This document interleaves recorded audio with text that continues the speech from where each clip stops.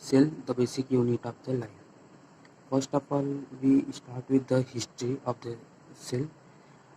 Cell पहली बार अगर किसी ने डिस्कवर किया था तो उनका नाम था, क्या नाम था उनका? रॉबर्ट हुक, जिन्होंने पहली बार 1765 रॉबर्ट हुक 1765 में क्या किए थे? सेल की डिस्कवरी किए थे। और इसको रॉबर्ट ब्राउन के नाम से कंफ्यूज नहीं करेंगे। Don't be confused with Robert Brown with the name of Robert Hooke, because the Robert Brown was the man who discovered the nucleus. Please make it sure that Robert Brown discovered nucleus and cell was first discovered by the Robert Hooke and nucleus was first discovered by Robert Brown. The Robert Brown saw honeycomb-like structure. Robert Brown saw honeycomb-like structure under his own designed microscope. What is honeycomb-like structure? Let make it here. Honeycomb-like structure is like this. जैसे कि मान लीजिए ये कुछ ऐसा structure है ये cell का, और ये ऐसे स्ट्रक्चर है, इसको ऐसे फिर ऐसे डार्क ब्राउन ये जो स्ट्रक्चर बन रहा है, ये जो स्ट्रक्चर ऐसे पूरे सेल में, ये क्या है? ये हनीकम्ब लाइक स्ट्रक्चर है। ठीक, क्या है ये? Honeycomb like structure under his own discovered microscope, मतलब कि उन्होंने अपने खुद के बनाए माइक्रोस्कोप के थ्रू इन्होंने क्या किया था कि फर्स्ट टाइम ये रॉबर्ट हुक ने सेल को देखा था, जो कि कॉर्क था। कॉर्क यानी कि एक सेल वॉल। ठीक, ये स्ट्रक्चर क्या है? ये स्ट्रक्चर है ओनियन पील। जब हम एक्टिविटी करेंगे, मतलब कि जब आप क्लासरूम एक्टिविटीज़ में जाएंगे, वहाँ आपको ओनियन पील दिया जाएगा। उसकी एक्टिविटी में आपको एक ऐसा स्ट्रक्चर दिखेगा जिसको कि डिटेल्ड यहाँ अगर देखा जाए तो हम लोग को क्या दिखेगा? एक नॉर्मल माइक्रोस्कोप के अंदर at your class level, that is class 9th level, first चीज़ हमको जो दिखेगी वो साइटोप्लाज्म दिखेगी, दूसरी एक न्यूक्लियस दिखेगा, पता है सेल वॉल दिखेगा और सेल मेम्ब्रेन दिखेगा। ठीक, वैक्यूल दिखेगा। मतलब कि ये सारी एक्टिविटी एक normal microscope under the low power microscope, that is 10x या 25x का जो माइक्रोस्कोप होता है उसकी बात हो रही है। अब इसके थोड़ा हिस्ट्री में चलते हैं कि कैसे कैसे सेल की डिस्कवरी हुई। जो सेल था उसको डिस्कवर किया था पहली बार रॉबर्ट हुक ने, फिर सेल के न्यूक्लियस को डिस्कवर किया था रॉबर्ट ब्राउन ने, फिर जो लियोन हॉक थे, लियोन हॉक 1664, लियोन हॉक इसको नोट करेंगे, लियोन हॉक 1664 में इन्होंने क्या किया था? एक लिविंग सेल को डिस्कवर किया था। और जो रॉबर्ट हुक थे इन्होंने डेड सेल को डिस्कवर किया था। ठीक, और उसके बाद जो रॉबर्ट ब्राउन जी थे उन्होंने न्यूक्लियस को डिस्कवर किया था। उस ईयर था 1831। Purkinje discovered protoplasm and cell theory जो है वो स्लाइडेन 1838 और Schwann 1839, Schleiden and Schwann 1838 and 1839। इन्होंने क्या किया? इन्होंने cell theory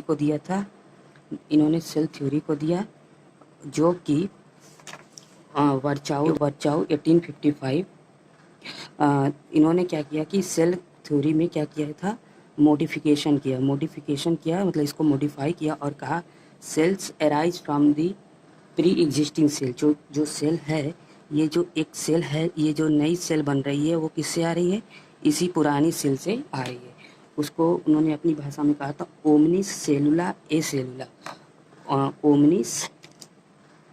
omnis cellula e cellula means cell is defined as the smallest basic unit of life and is responsible for the all life process. मतलब कि cell जो है कि life की वो सबसे छोटी यूनिट है।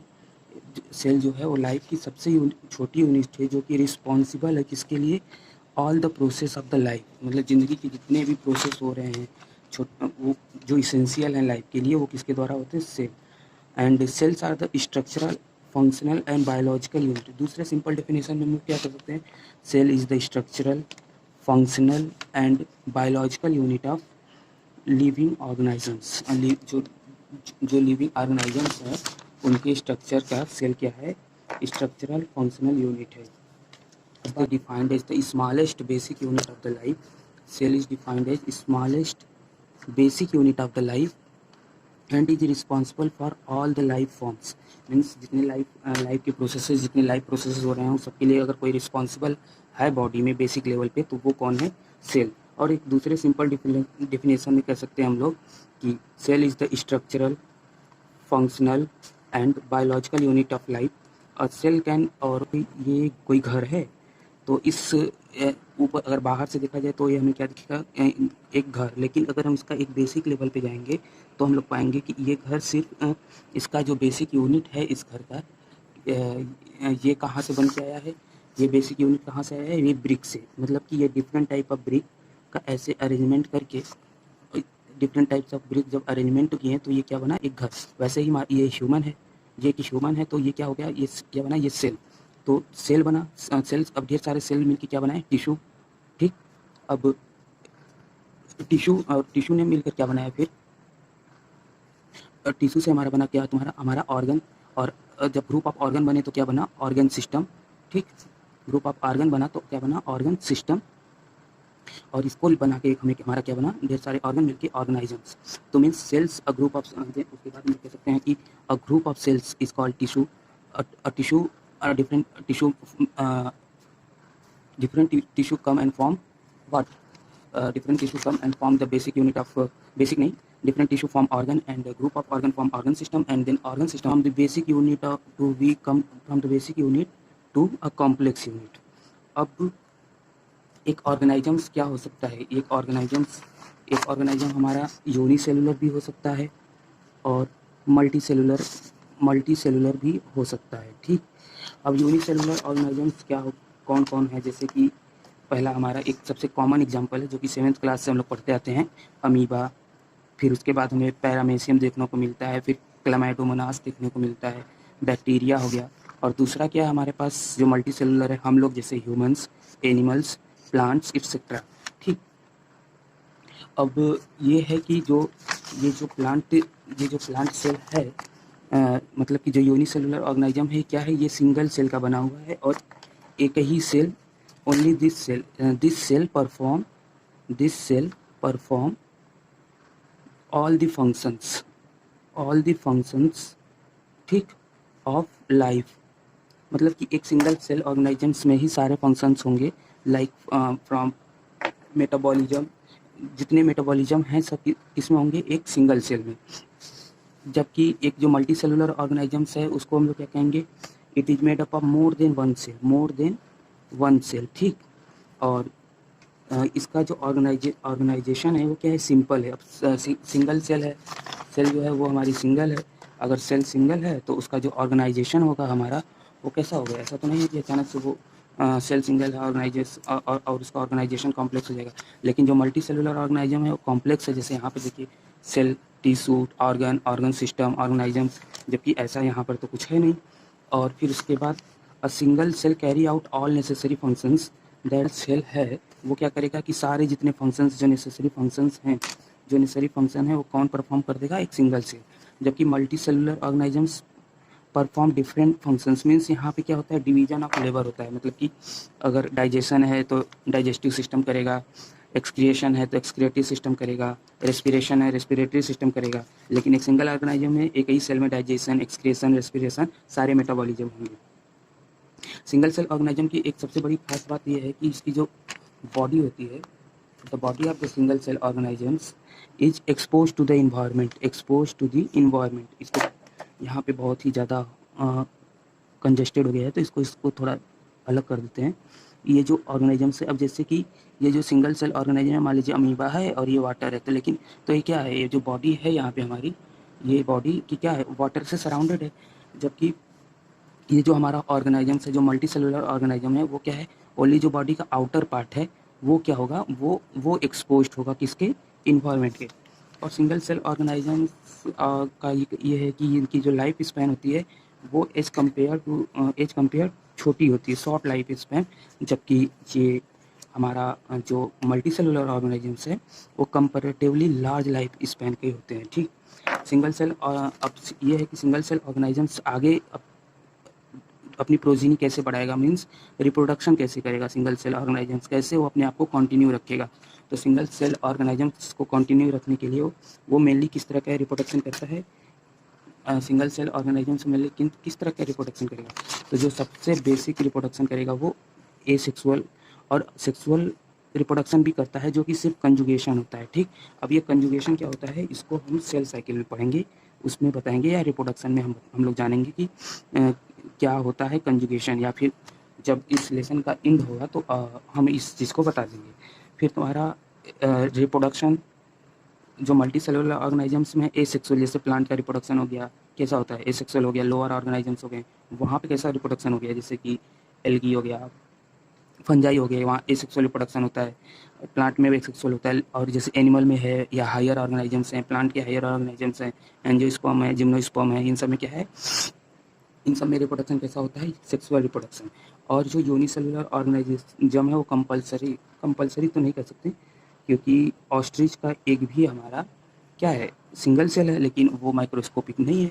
तो हमारा जो जनरली क्या है, ये माइक्रोस्कोपिक होते हैं, और जो हमारे जो मल्टी सेलुलर ऑर्गेनिजम्स होते हैं वो कहते हैं माइक्रोस्कोपिक, लेकिन माइक्रोस्कोपिक भी होते हैं, ठीक। कि जो सिंगल सेल ऑर्गेनिज्म होते हैं वो उनका एग्जाम्पल हम लोगों ने दिया था, एक अमीबा का, दूसरा हम लोगों ने दिया था ये पैरामोएशियम का, ठीक।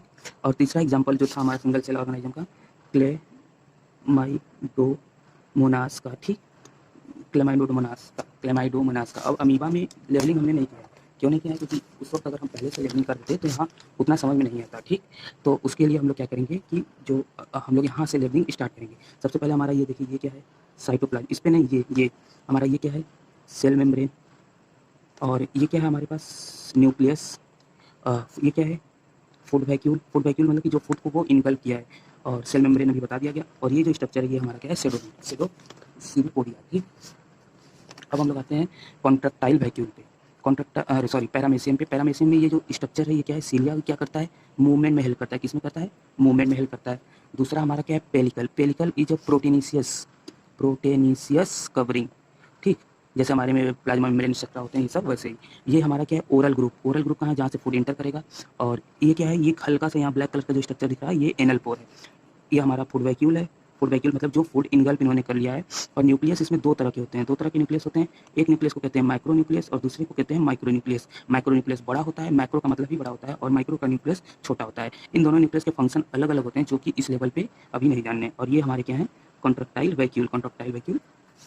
अब हम लोग अगर आ जाते हैं इस पे क्लेमाइडोमोनास पे, अगर हम क्लेमाइडोमोनास पे जब आएंगे तो हमें पता चलेगा कि ये जो क्लेमाइडोमोनास है इसके अंदर क्या है, ये फ्लैजिला है, किसके लिए, मूवमेंट करने के लिए। ये मिटोकॉन्ड्रिया है, क्या, मिटोकॉन्ड्रिया जो कि हम लोग सेल साइकिल में पढ़ेंगे कि एनर्जी सोर्स है, फिर इसका साइटोप्लाज्म है, और बाकी सारी चीज़ें कॉन्ट्रैक्टाइल वैक्यूल या न्यूक्लियस इसका यहाँ पे आई स्पॉट, ये सब चीज़ें जो कि हायर लेवल की बात है, जो कि यहाँ की जरूरत नहीं है।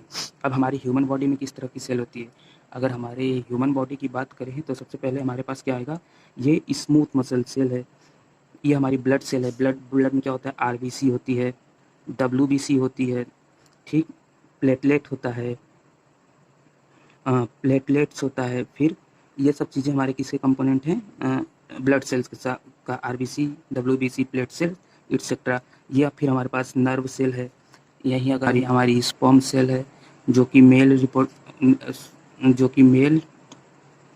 रिप्रोडक्टिव ऑर्गन से होता डेवलप करता है, ठीक।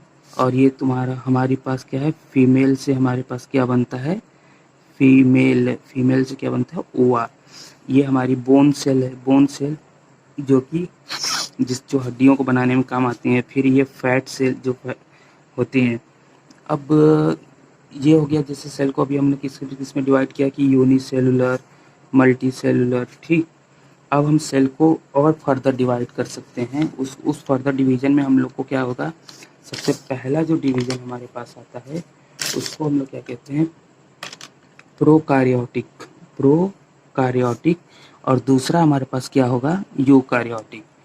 प्रोकार्योटिक मतलब कि इसमें जो न्यूक्लियस होगा वे वेल डिफाइंड नहीं होगा, पुअरली डेवलप्ड न्यूक्लियस हुआ, मतलब कि जो न्यूक्लियस है प्रोकैरियोटिक में हमारे पास वो कैसा है, वेल डिफाइंड न्यूक्लियस नहीं है, जबकि यूकारियोटिक में हमारे पास वेल डिफाइंड न्यूक्लियस होता है। यहाँ प्योरली डेवलप न्यूक्लियस होता है और यहाँ पे जो न्यूक्लियर मेम्ब्रेन होता है, जैसे कि पेज लेते हैं जहाँ पे ये चीज़ बताए थे, जैसे कि ये हमारा सेल है, ये हमारा न्यूक्लियस है, तो ये अगर यूकारियोटिक है तो ये हमारा यूकारियोटिक यूकारियोटिक ठीक, यूकारियोटिक में अगर चले जाएं तो ये हमारे पास ये क्या है, ये न्यूक्लियर मेम्ब्रेन, जबकि हमारे पास जो प्रोकैरियोटिक होता है ऐसा कोई स्ट्रक्चर हमारे पास देखने को नहीं मिलता। ठीक, इसीलिए इसको कहते हैं पुअरली डेवलप न्यूक्लियस, मतलब कि वेल डिफाइंड न्यूक्लियस नहीं है इसके अंदर। अब हमारे यहाँ ये जो होता है ये क्या है, ये है न्यूक्लियोलस, न्यूक्लियस के अंदर जो प्रेजेंट है वो न्यूक्लियोलस, इसके अंदर क्या है, न्यूक्लियोलस क्या है, एब्सेंट है, जबकि यहाँ पे न्यूक्लियोलस क्या है, हमारा प्रेजेंट है यूकारियोटिक में। ये बस सिंपल कंपैरेटिव स्टडी है, एक बार ऐसे माइंड मैप में बन गया तो फिर भूलेगा नहीं। Organisms such as plastids, mitochondria, Golgi body etcetera are absent. अब जो प्लास्टिड्स है, मिटोकॉन्ड्रिया है, गोल्गी बॉडी है, ये सब चीज़ें क्या होती हैं, इसमें एब्सेंट होती हैं, जबकि इसमें सेल ऑर्गेनेल्स जैसे कि plastid, mitochondria, Golgi body etcetera क्या होती हैं, प्रेजेंट होती हैं। ठीक, इसका एग्जाम्पल क्या है, बैक्टीरिया, बीजीए, बैक्टीरिया अभी वहाँ बताया था ना, बैक्टीरिया क्या है, यूनिसेलुलर, कौन बताएगा, बैक्टीरिया क्या है हमारा, unicellular. Blue green algae, blue green algae क्या होता है, नाइट्रोजन फिक्सेशन में काम आता है, जो कि अभी 9th क्लास में बेसिक है, बट कभी कोई पूछ दिया तो बताने में काम आएगा। जबकि हमारे पास यूकारियोटिक का एग्जाम्पल जैसे कैसे है, हम एनिमल सेल्स हो गए, फंगी हो गए, now start with animal cell. Animal cell में क्या होता है कि कोई सेल वॉल नहीं होती है, जैसे कि ये जो प्लांट सेल देखा जा रहा है एनिमल सेल है, ये एनिमल सेल है, ये प्लांट सेल है, और जो प्लांट सेल होता है उसमें रिजिड सेल वॉल होती है। ये जो स्ट्रक्चर ब्लैक कलर का है क्या है, ये जो ब्लैक कलर का जो स्ट्रक्चर है वो क्या है, ये एक तरह से सेल वॉल है। डू नॉट हैव प्लास्टिक, इसके अंदर कोई प्लास्टिक नहीं होता है, लेकिन इसके अंदर प्लास्टिक होता है। प्लास्टिक का काम फोटोसिंथेसिस क्लोरोप्लास्ट का होता है बनाने का। इसके अंदर एक लार्ज सेंट्रल वैक्यूल होता है, इसके पास सेंट्रल वैक्यूल नहीं होता, इसके अंदर कोई सेंट्रल वैक्यूल नहीं होता। ठीक, इसके अंदर सेंट्रोजियम प्रेजेंट एक तरह का सेल साइकिल रेगुलेटर है, और जबकि प्लास्टिक एक तरह का फोटोसिंथेटिक में पार्ट लेता है। ठीक, अब स्ट्रक्चर अगर देखा जाए तो ये मेन स्ट्रक्चर बता देते हैं। ये न्यूक्लियस है, पॉइंट आउट, ये न्यूक्लियस है, ये न्यूक्लियोलस है, ये इंडोप्लाज्मिक रेटिकुलम है, ये जो डॉट डॉट स्ट्रक्चर देख रहा है इस पर राइबोसोम लगे हैं, इसलिए इसको रफ इंडोप्लाज्मिक रेटिकुलम कहते हैं, इसलिए इसको रफ इंडोप्लाज्मिक रेटिकुलम कहते हैं, जो कि राइबोसोम के कारण होता है। और ये जो स्ट्रक्चर है जिस पे राइबोसोम नहीं लगा हुआ है इसको क्या कहते हैं, स्मूथ इंडोप्लाज्मिक रेटिकुलम कहते हैं।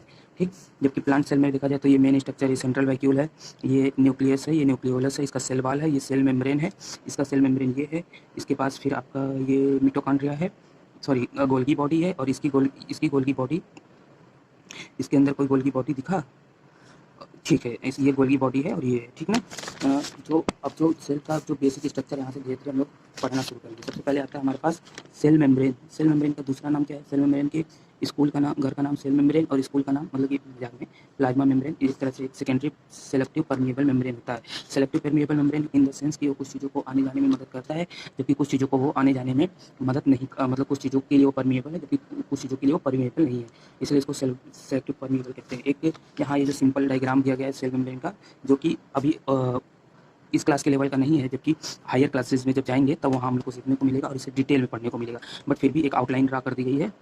आउटलाइन ड्रा करने में ये हमारा प्रोटीन है, ये हमारा जो स्ट्रक्चर है, ये ग्रीन कलर की ये प्रोटीन है, ये भी प्रोटीन है, ये प्रोटीन, और ये पेरिफेरल प्रोटीन है, और ये इंटीग्रल प्रोटीन है। इंटीग्रल मतलब कि देखिए पूरे सेल मेम्ब्रेन में, पेरिफेरल सिर्फ ऊपर में है।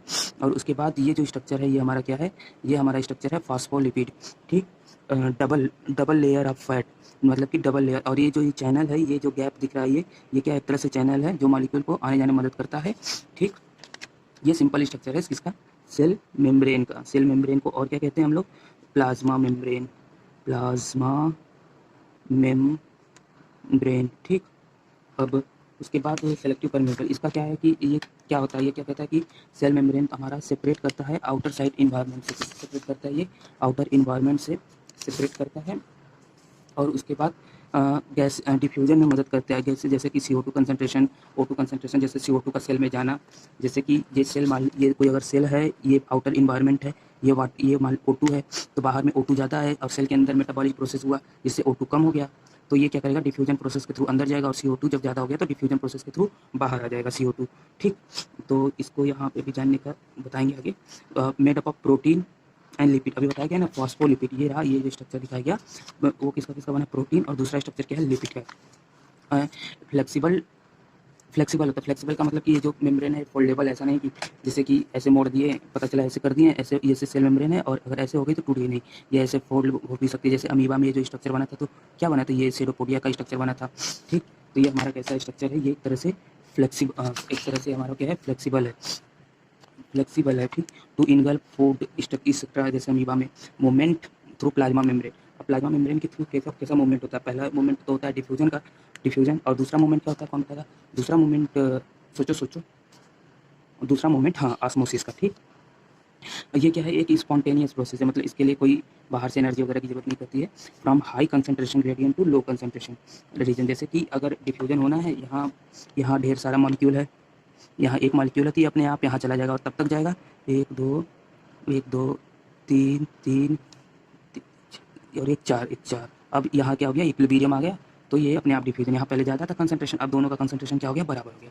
जैसे कि अभी बताया गया ऊपर, oxygen and carbon dioxide move across the cell membrane, जैसे कि ये मान लीजिए, जैसे यहाँ पे भी बताया ना, ये सेल है, सेल में जो ऑक्सीजन गई और CO2 बाहर आया, क्या है, डिफ्यूजन। दूसरा क्या है हमारे पास, दूसरा हमारे पास है ऑस्मोसिस।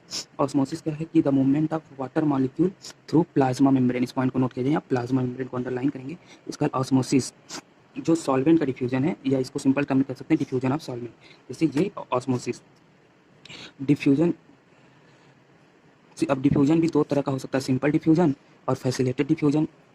सिंपल डिफ्यूजन जो होता है वो कंसंट्रेशन ग्रेडियंट से होता है, और जो फैसिलिटेटेड डिफ्यूजन होता है वो भी कंसंट्रेशन ग्रेडियंट से ही होता है, लेकिन उसमें ये चीज़ अंतर होता है कि उसके पास एक खास तरह का प्रोटीन होता है, ट्रांस मेम्ब्रेन प्रोटीन, जिसका काम क्या होता है कि जिसका काम ये होता है कि वो उस तरह इसको नहीं देखना है, ये रॉन्ग है, और ये ट्रांस मेम्ब्रेन प्रोटीन स्पेशलाइज्ड होता है किसी पर्टिकुलर मॉलिक्यूल ले जाने के लिए, एक साइड से दूसरे साइड, जैसे यहाँ लगा और ये फिर ये से, और उस चैनल के थ्रू ये क्या कर जाएगा, पास कर जाएगा यहाँ पे।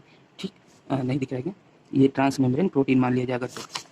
ठीक, अब हम लोग सेल का 3 तरह का सॉल्यूशन पढ़ेंगे। पहला सॉल्यूशन क्या होता है, हाइपरटोनिक सॉल्यूशन। अब सॉल्यूशन कैसे कैसे होते हैं उनके बारे में जानते हैं। दूसरा क्या होता है, आइसोटोनिक सॉल्यूशन, और तीसरा क्या होता है, हाइपोटोनिक सॉल्यूशन। लेकिन इसको जानने से पहले हम लोग एक चीज़ यहाँ पे जान लेना बहुत जरूरी है कि सबसे पहले हम लोग जानेंगे कि सॉल्यूट क्या होता है, सॉल्वेंट क्या होता है, और सॉल्यूशन क्या होता है। ठीक, सॉल्यूट क्या होता है, सॉल्वेंट क्या होता है, और सॉल्यूशन क्या होता है। अब जैसे ये है सॉल्ट, ये सॉल्ट क्या है हमारा, सॉल्यूट है। ये क्या है हमारा, ग्लास से नहीं मतलब, हमें ग्लास के अंदर रखी चीज़ से मतलब है। ये क्या है हमारा, वाटर क्या हो गया हमारा, सॉल्वेंट, मतलब कि जो चीज़ घुलेगा, जो चीज़ घुल रहा है, सॉरी, ये हमारा क्या है, सॉल्ट क्या है हमारा, सॉल्यूट। सॉल्वेंट क्या है, वाटर क्या है, सॉल्वेंट, जो घुल रहा है। और ये होगा जिसमें घुलेगा, जिसमें डिज़ोल्व होगा। ठीक, जिसमें डिज़ोल्व होगा उसको हम लोग क्या कहेंगे, उसको हम लोग कहेंगे सॉल्वेंट। और इन दोनों को मिला के जो चीज़ बनती है वो क्या होती है, सॉल्यूशन। इन दोनों को मिला के जो चीज़ बनती है उसको हम लोग कहते हैं सॉल्यूशन। अब सॉल्यूशन जो है वो 3 तरह के होते हैं, सॉल्यूशन 3 तरह का होता है, हाइपोटोनिक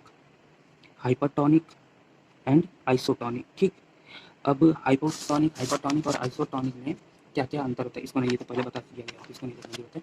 तो हाइपोटोनिक सॉल्यूशन उस तरह का होता है जिसमें कंसंट्रेशन ऑफ सॉल्यूशन, जो सॉल्यूशन का जो कंसंट्रेशन है वो कैसा है कि solution of the cell is less than the outer side. जैसे कि अब इसको एग्जाम्पल के थ्रू यहाँ पे अगर हम लोग देखा जाए तो ये हमारा सेल है, ये सराउंडिंग है। ठीक, तो क्या है कि the concentration of solution in the cell is less than the outside the cell. जैसे कि ये कंसंट्रेशन है और ये हमारा आउटसाइड द सेल है। ठीक, तो कंसंट्रेशन ज़्यादा किधर है, इधर है, तो क्या करेगा हमारा जो आउटसाइड द सेल, तो जो वाटर है हमारा, यानी कि जो हमारा सॉल्वेंट है वो बाहर मूव करेगा, और जब ये बाहर मूव करेगा तो क्या क्या कंडीशन आ जाएगी, ये जो सराउंडिंग ये चीज़ क्या हो जाएगी, श्रिंक हो जाएगी, ये चीज़ अगर जब ये बाहर चला जाएगा तो कैसा कंडीशन आ जाएगा, तो ये जो इतना बड़ा है ये छोटा होकर श्रिंक होकर क्या हो जाएगा, छोटा हो जाएगा।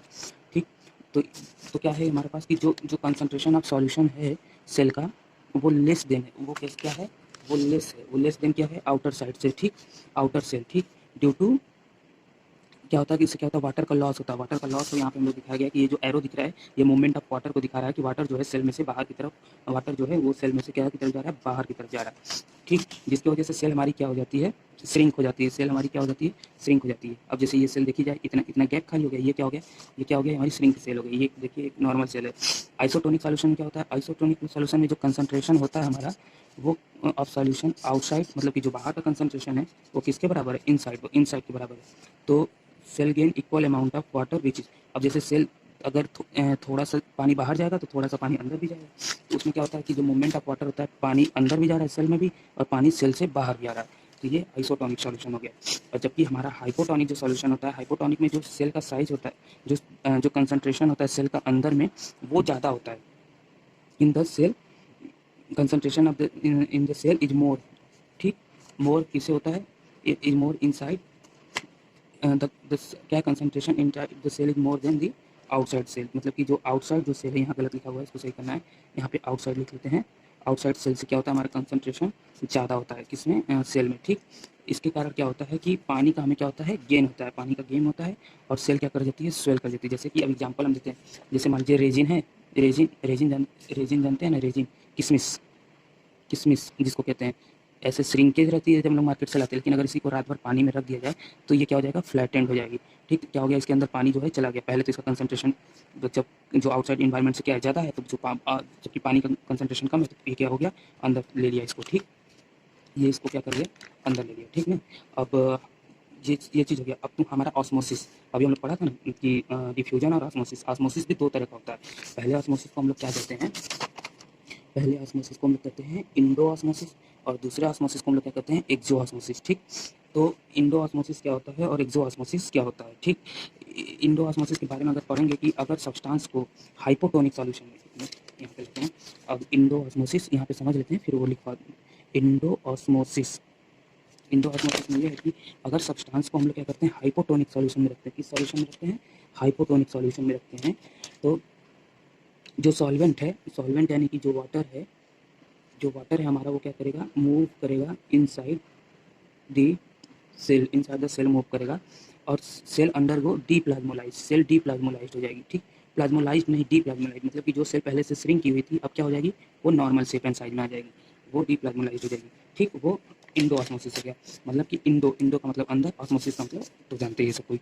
दूसरा क्या है, when a substance placed in hypertonic solution, solution the solvent molecule move, जो सॉल्वेंट का जो सॉल्वेंट यानी जो solvent molecule move outside the cell and the cell become plasmolyse. अब ये जैसे कि ये है सेल, ये सेल है, इसको हम लोग किसमें रख दिए, हाइपरटोनिक में, हाइपरटोनिक सॉल्यूशन में रख दिए, हाइपरटोनिक सॉल्यूशन में रख दिए तो क्या हो गया, वाटर लॉस हो गया, वाटर लॉस हो गया, तो ये जो सेल है, ये जो सेल का है, ये जो ये अब ये क्या हो गई, ये श्रिंक हो गई, तो ये हो गई आपकी, ये सेल क्या हो गई, हमारी श्रिंक हो गई। ठीक, ये चीज़ें हमारी श्रिंक हो गई ना, तो यही कंडीशन बोल रहा है कि सेल का जो है हमारा प्लाज्मोलिसिस हो जाएगा। और इसी प्लाज्मोलिसिस को अगर हम लोग इस कंडीशन में रख देंगे तो सेल का क्या हो जाएगा, अगर इसी प्लाज्मोलिसिस को हम लोग इधर रख देंगे तो क्या हो जाएगा, डी प्लाज्मोलिसिस, डी प्लाज्मोलिसिस। ठीक, इसी तरह हम लोग इसको यहाँ रख देंगे तो ये क्या हो जाएगा, डी प्लाज्मोलिसिस। अच्छा, अब ये बात तो समझ में आ गया। ठीक, अब इसके बाद हमारा एक चीज़ अगर पहले या दूसरे पेज में वहाँ पे साइटोप्लाज्म और क्वेश्चन मार्क बनाया था, तो आज हम वो तो क्यों बनाया था, अब हम वो बताते हैं कि साइटोप्लाज्म क्या होता है। ठीक, उस वक्त किसी का ध्यान गया हो या ना गया हो, लेकिन फिर भी अगर हम बताते हैं फिर आपको कि साइटोप्लाज्म क्या होता है। देखिए साइटोप्लाज्म, ठीक, तो साइटोप्लाज्म का जो सिंपल डेफिनेशन होगा कि can be, cytoplasm can be defined as fluid and defined as fluid present in the दिख रहा है ना, present in the cell within the cell membrane and comprises water, enzymes, salt and various का मतलब कि different तरह के organelles. क्या ऑर्गेनेल्स? ऑर्गेनेल्स मतलब mitochondria, endoplasmic reticulum etcetera. The part of the cell that contain organelles are called cytoplasm, या हम उसको सिंपली वैसे भी कर सकते हैं। तो देखिए ये स्ट्रक्चर को ध्यान से देखते हैं। ये क्या है हमारा? ये न्यूक्लियस है, ठीक। ये वैक्यूल है, ये न्यूक्लियस है और ये वैक्यूल है, ठीक। और अगर ये देखा जाए तो ये हमारा क्या है? माइटोकॉन्ड्रिया है। क्या ये माइटोकॉन्ड्रिया है? ये जो मेन स्ट्रक्चर है हमको जिससे मतलब है वो क्या है? ये साइटोप्लाज्म। ये है हमारा इसमें साइटोप्लाज्म क्या है? ये जो स्ट्रक्चर है, ये जो इतना स्ट्रक्चर ये दिख रहा है, मीन्स ये जो स्ट्रक्चर जो अभी हम ब्लू से मार्क कर रहे हैं, ये सॉरी मार्कर से जिसको हम मार्क कर रहे हैं, ये हमारा क्या है? क्या है ये? साइटोप्लाज्म। साइटोप्लाज्म क्या होता है? जैसे कि ये न्यूक्लियस हो गया, माइटोकॉन्ड्रिया हो गया, ऐसे ही फिर हमारा endoplasmic reticulum, endoplasmic reticulum, GB मतलब कि गोल्गी बॉडी, ठीक। ये सब चीज़ें सब कहाँ होती है? ये सब हमारी किस में होती है? साइटोप्लाज्म। किस में होती है? साइटोप्लाज्म। अब एक नया टर्म आता है साइटोप्लाज्म, ठीक है। अगर साइटोप्लाज्म जैसा कोई स्ट्रक्चर है तो न्यूक्लियस में भी तो ऐसा कोई स्ट्रक्चर होना चाहिए कि नहीं होना चाहिए? तो ठीक है, तो हम लोग आके देखते हैं क्या? न्यूक्लियोप्लाज्म। क्या देखते हैं हम लोग? न्यूक्लियोप्लाज्म। अब हम सोचते हैं कि न्यूक्लियोप्लाज्म क्या होता है।